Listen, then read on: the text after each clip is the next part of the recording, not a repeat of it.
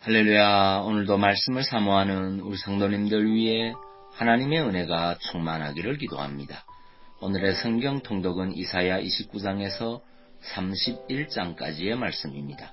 오늘은 이사야 30장의 말씀을 통하여 불신은 모든 형태의 범죄를 유발하는 가장 근원적인 죄악입니다 라는 말씀으로 은혜를 나누겠습니다. 오늘의 본문 이사야 30장 1절 말씀입니다.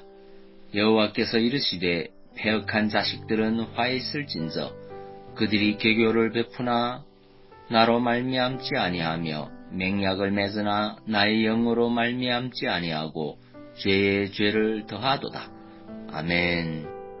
이사야 30장 1절은 유다에 대하여 여호와께서 패역한 자식이라 단죄하는 내용, 하나님으로 말미암지 않은 그릇된 계교를 베풀며 하나님의 영의 인도와 무관한 맹약을 맺음을 지적하는 내용 등이 제시됩니다.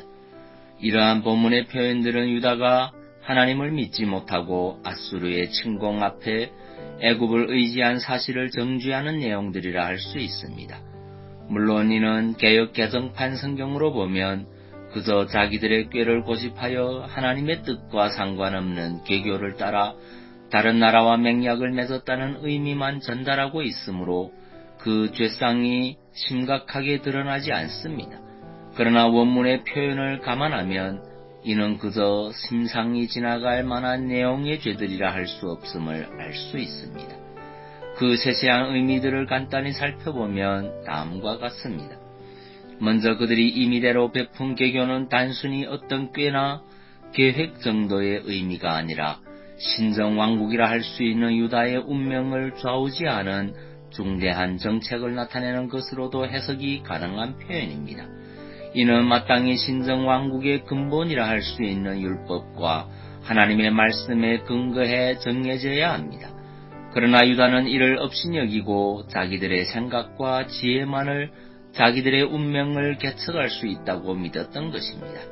아울러 하나님의 영으로 말미암지 않은 맹약은 이불을 펼치거나 술을 붓는 행위, 우상을 부어 만드는 행위 등의 행동을 포괄하는 의미를 지닌 단어입니다.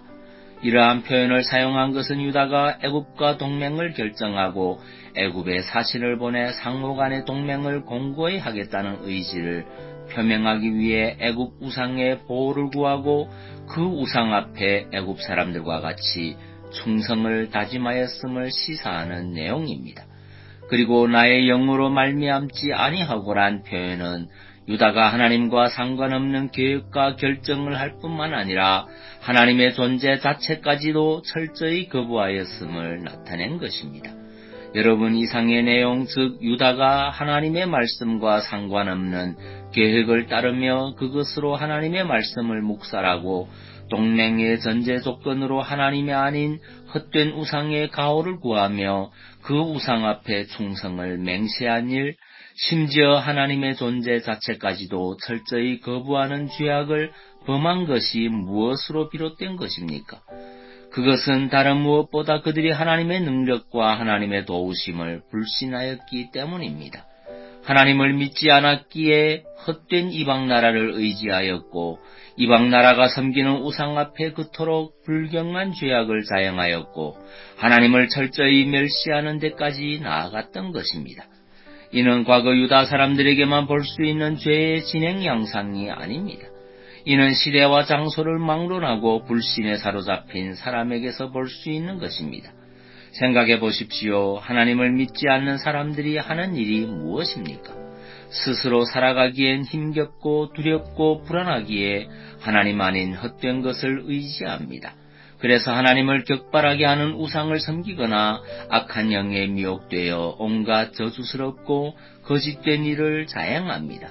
결국 그는 하나님의 존재, 하나님의 살아계심을 알지 못하고 이를 끝까지 부정하다 죄에 따른 수치, 헛된 것을 의지함으로 인한 부끄러움을 면치 못하게 되는 것입니다. 그러므로 우리는 이처럼 수치스럽고 추하고 부끄러운 삶을 살지 않으려면 어떻게 해야 합니까?